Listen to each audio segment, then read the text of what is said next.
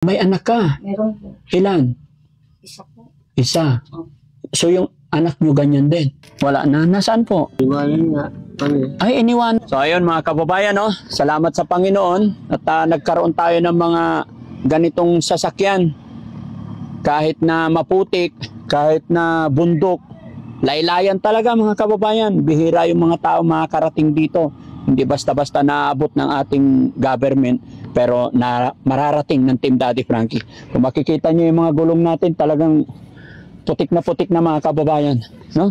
So samahan nyo kami at puntahan natin itong pamilya na inilalapit sa Team Daddy Frankie, at ayon sa kanila, may mga kapansanan sila. At hindi ko pa alam ang totoong kwento, buong kwento, pero sama-sama natin alamin mga kababayan. Dala tayo bigas. Kasi mahirap, malayo-layo pa yung lalakarin para hindi na kayo babalik. Sige, sir. Saan ang daan, sir? Dito. Parang nasa dulo na talaga sila. Kasi dyan po sa kabila, kabungan na po yan eh. Oo. Saan daan? Dito? Dito.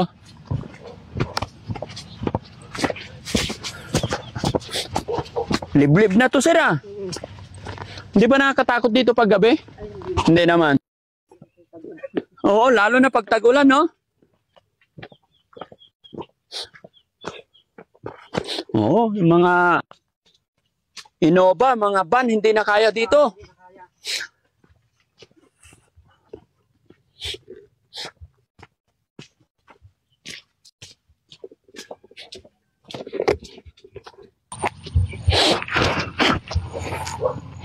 Kuya Jesse, kaya pa? Kaya pa nung? Gusto mo ako naman? Kaya pa. Kaya pa? Sige, ingat ka kasi maraming tinik madulas. Ha? Hawakan natin yung lolo mga kababayan. Joke lang. Mga kababayan, kanina pa ito nagbubuhat. Pang-5 sako na po yung binuhat ni Kuya Rizky. Nakakaawa naman. Pero basta para sa pagtulong mga kababayan, hindi umaayaw ang Team Daddy Frankie. Sama-sama tayo hanggang sa dulo.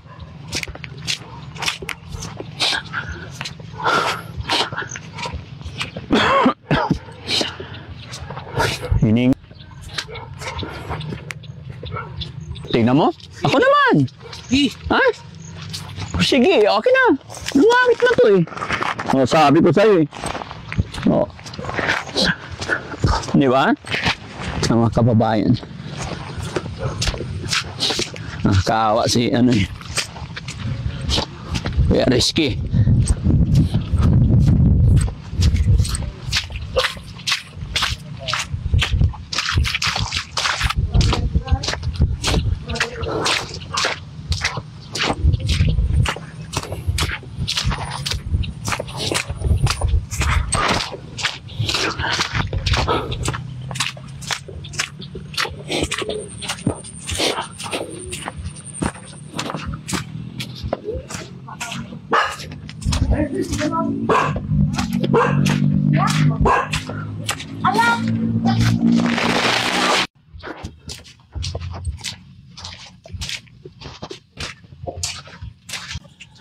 Hello po. Magandang hapon. Pwede tumuloy? Kumusta kayo dito? Anong pangalan ni ma'am? Bernesa po. Sorry? Bernesa. Bernesa. Biyernes. Opo. Ano pong, bakit ganyan po yung kamay nyo? Ano po, ninana ko po siya sa tatay ko. Ay, mana nyo sa tatay niyo? Siguro po sa Ilang taon na po kayo, ma'am? 42 po. Minana sa magulang? Baka si papa ko. Ano po kami, mga ilan kami, 3 po kami magkapatid ganito. Ang 3 kayo ang tatay nyo ganyan. Opo. Tapos pati yung apo, at saka yung ano ko po, anak ko, ganito din sa akin yung anak ko. Pero wala siya kasi naiwan po siya dun sa lola niya. Ilan anak mo? May anak ka? Meron po. Ilan? Isa po. Isa? Opo. So yung anak nyo ganyan din? Opo. Tatay nyo ganyan? 3 kayo magkakapatid, ganyan po? Tapos mga anak nyo ganyan din? Mga apo? Apo niya po. Huwag niyo pong mamasamahin, ma'am. Anong tawag sa inyo? Di, Siyempre, sorry kakaiba yung parang magmula tatay hanggang mga anak, apo, parang ganyan. Siyempre may tawag sa anong tawag po sa inyo? Inborn po kasi ito. Inborn yan. Oo. Pinanganak na po kasi kami siyempre ganito po. Inborn na. Hindi ba napapacheck up sa doktor yan para malam? Napapacheck up po siguro sa buto siguro. Pero bakit napagtaka? Bakit magmula kay tatay, anak, hanggang apo? Hindi ko lang po alam. Baka sa ginseng na rin po sa dugo na po siguro. Sa dugo talaga. Pero siya lang po naman po yung ganyan. Sila po magkakapatid. Sa tatay niyo po, sa kanila magkakapatid, yung tatay niyo lang. Pero ang pinaka, dyan, sa anak ni tatay hanggang sa kaapo-apo ni tatay, ganyan. Opo. Ganun din po sa kapatid ko. So, kumusta naman kayo dito? Hindi ba kayo nahirapan maghanap buhay pag ganyan? Medyo nahirapan po nag-ano lang po ako sa online, mga tinda-tinda, nagtitinda-tinda po ako sa online kasi hindi po naman ang alam ko po magpakitaan po online. Ganun po. Asawa niyo po, Nay? Ay, wala po. Hindi ko talaga lang. Nasaan po asawa? Mula nung pinanganak ko po yung anak ko, wala. Pumunta ng Manila, nagtrabaho siya. Nagtrabaho siya doon. Siguro nakakita siya ng babae. Nakakita ng babae? Ano ibig mo sabihin? Hindi na bumalik? Hindi na po bumalik. Wala kayong contact sa kanya? Wala po. Dati po meron. So nga lang wala na po din po. Ilan ang anak niyo? Isa lang po. Isa lang. Hindi na talaga nagparamdam. Pwede bang makita yung tatay niyo? Pwede ba tayo sa labas, bro? Para makita natin yung tatay. Medyo madilim, okay na. Doon tayo sa labas. Gusto kong makita yung tatay niyo. Yung mga kababayan, nagugulat lang po ako. Sinasabi ni Ma'am Bernesa, na namana lang daw nila ito sa kanila. Pero ang nakakapagtaka dyan mga kababayan, magmula lolo, anak, hanggang apo. Ay, si lolo. No? Dito ka, ma'am. Dito ka po. Ayan. Ay, ito si Lolo. Lo, kumusta po kayo? Magandang hapon po. Magandang hapon din. Ilang taon na po kayo, Lo? 21. Asawa niyo po? Wala dito nga. Wala na. Nasaan po? Nandun sa Batyara. Bakit po? Iniwanan nga. Ay, iniwanan din kayo. Tapos sabi ng anak niyo, iniwanan din po siya ng asawa. Yung siguro ang simula noon. Kaya nauna siyang iniwan sa akin. Sino po? Yung asawa ko. Ay, naunang umalis yung asawa niyo. Sumunod yung asawa naman ni ate. Ilan po anak niyo, no? 4. So, nasaan yung mga anak ninyo? Doon sa buli daw ang isa. Ay, pati si ma'am, anak niyo rin po. Oo. Ay, 4 sila? 4. Anak niyo rin yan, ma'am. Asan na asawang, ma'am? Nagbibenta po. Nagbebenta. Pati kamay ni ma'am, ganun din, may problema din. Sorry, ma'am, ha? Mga kababayan, mga kabarangay, tignan niyo po yung mga kamay nila. Lo, patingin ang kamay ni Lolo, okay lang? Dikit-dikit, ay, nagdikit. Yung buto. Si ma'am, patingin nga ng kamay ni ma'am, ganyan lahat. Namana talaga kay tatay lang. Oo. Yung kasi yung nanay ko, tatay ko, wala naman. Sa magulang niyo po, wala namang ganyan. Wala. Kayo lang meron. Yung may anak ako, yun na. Oo. Ewan ko, bakit? So, sa ganyang sitwasyon mo, Lo, ano pong hanap buhay niyo po? Noon, ay yung pinagpalaki ko sa mga ito, dagat na palagi. Sa dagat, magdaragat po kayo. Mandagat ako noon. Ngayon po, Wala na. Hindi na kaya. opo. So, paano kayo nabubuhay yung pinagkakakitaan nyo? Kasi wala yung asawa nyo, wala yung asawa ni ma'am. Mayroon din kaming, yun lang ang ano namin, kung minsan, makatrabaho kung minsan, yung kwan lang, yung parang kwan lang, kunti-kunti lang, ano. Tapos si ate, pati anak ni ate, ganyan din ang kamay. Oo. Pero sa'yo tayo, sa paa, normal naman. Ganyan din. Ganyan din ang paa mo?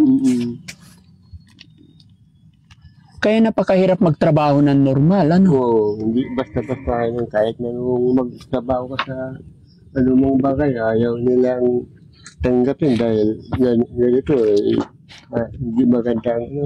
Ay, oo, pag sa pabrika mag-a-apply, hindi tatanggapin? Hindi tatanggapin siguro Pero noon, may, nung hindi wala pang asawa, marami akong magtatrabaho. Magpunta ko sa asinan, pastikan, dito sa tanggal, gano'n.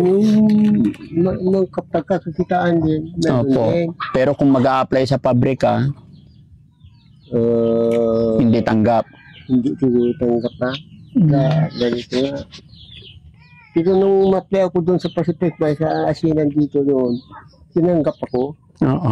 Pero may kasama ako. May kasama. Pero malakas pa noon. Pero tay, yung kalagayan ng mga anak niyo po, hindi niyo po ba napa-check up sa doktor noon? Maliliit pa sila? Hindi pa dahil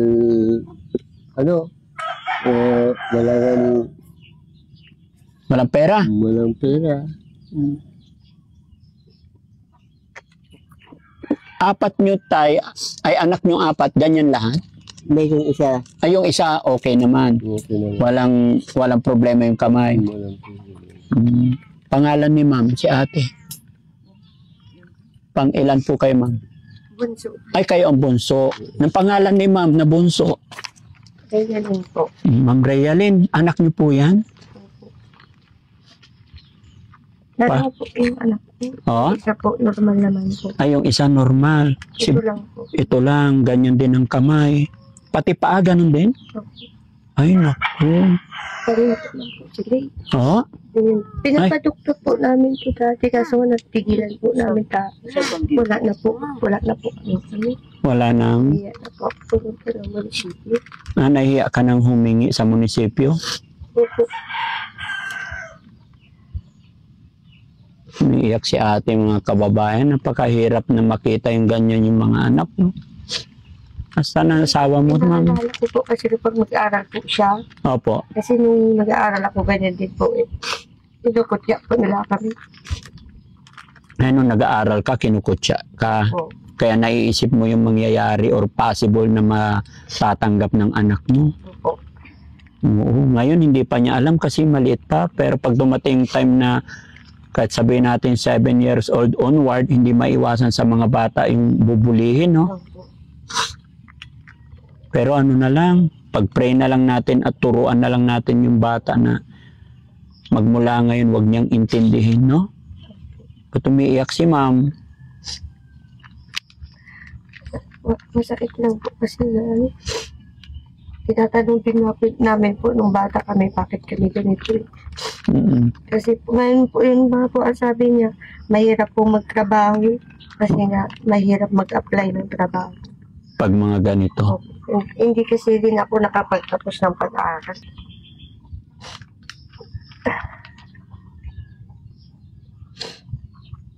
Na-try ko naman din pong magtinda noon sa bayan. Opo. Kaso nga lang po, nung buntis ako, tumigil ako. Kaya sabi po niya sa akin nung bubuntis ko to, nung nasa Dagupan po ako, ma'am, wag po kayong iiyak. Meron pong kapansanan. Yung nasa tiyan pa po siya, bago Opo. po siya iiyak. Alam na po nilang meron siyang kapansanan. Ang sabi po nila, wag po kayong iiyak, ma'am, kasi expected na po natin na namamana po yung dugo po nila. Yun na po itong dala namin, no? Sana makatulong. Yan, mga kababayan, ito po yung pamilya na narating natin dito sa liblib na lugar na inilapit sa atin na magmula sa kanilang tatay hanggang sa anak, hanggang sa apo. So, ayon nga daw po sa doktor, dugo na raw po, parang pasalin-salin. Pero ganun pa man ang sinasabi ng doktor, ay wag pa rin tayo mawala ng pag-asa. Manalangin pa rin tayo at magtiwala kay God dahil si God lang po ang nakaalam ng lahat. So, magbibigay po ako ng pandagdag, tulong pinansyal.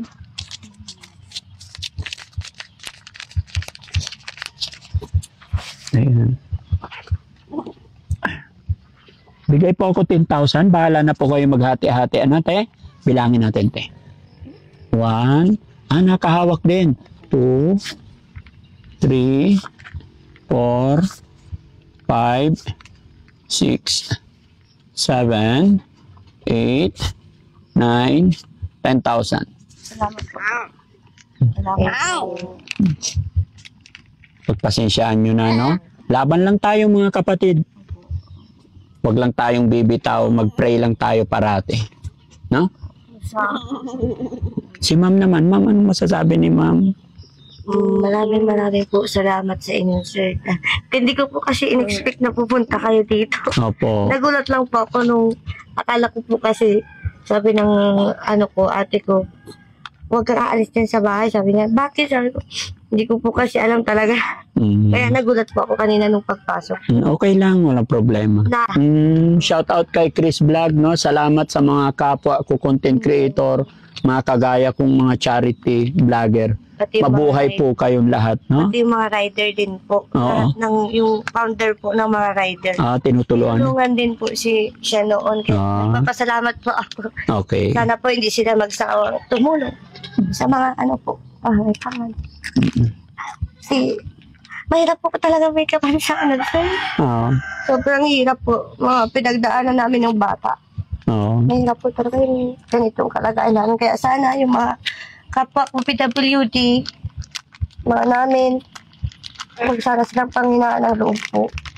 Parang gano'n na po kasi sa panahon po ngayon, parang tingin po nila sa amin, yung parang ang lit-lit namin. Parang nasa baba kami lagi. Yung sana din po mabigyan sana lahat ng yung mga senador. Sabi po nilang ayuda na para sa kasi sa senior meron po. Kami pong mga PWD nahuhuli po talaga kami.